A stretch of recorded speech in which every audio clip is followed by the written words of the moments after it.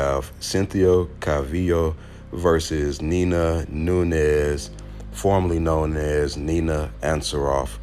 But I just want to say this. I know that Cynthia is on a 3-fight losing streak, but when you look at the 3 people who beat her, Caitlin Chikagian, Jessica Andrade, Andrea Lee, look, that's 3 tough people in a row. Now, Nina was actually on a 4-fight win streak before she ran into Tatiana Suarez and Mackenzie Dern. And one thing is, Nina, she's a little bit good everywhere, but not necessarily great in any one area. And that's kind of the same thing with Cynthia. The difference is the energy. Cynthia she just shows up with a certain level of hype and energy about her.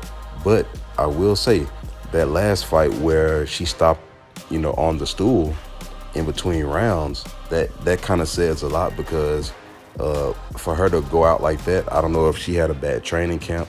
Maybe there was an injury. Maybe there were some things going on behind the scenes that we're just not privy to knowing about. But that says a lot for a fighter to decide to leave the fight on those type of terms like that. It's not too often that we've been able to see something like that in the UFC. So it does kind of beg the question, like, where is her fire? Where is her will? Is she focused? Are all those other things that was affecting her to make her want to leave the fight on those terms, are those things taken care of? Or is it all done away with now and she can focus on the fight? Because that was very unlike her. And like I said, that's not something we see often in the UFC. But even with that being said, she lost to 3 tough people, 2 of which who are contenders. And it just looks like, skill-wise, I just don't see any particular area where Nina should really pose a lot of a threat. And it's not that Cynthia is super amazing or incredible anywhere.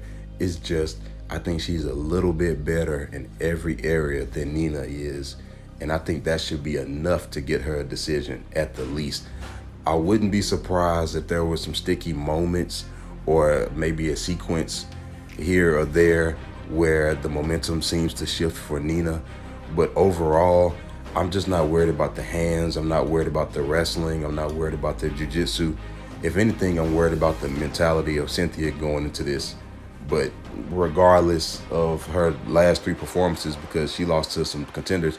Now, at the same time, Nina's losses did come to some tough people as well. But it just seems that Cynthia should have more to offer at this stage of their career. So I'm going with Cynthia by 29-28 decision.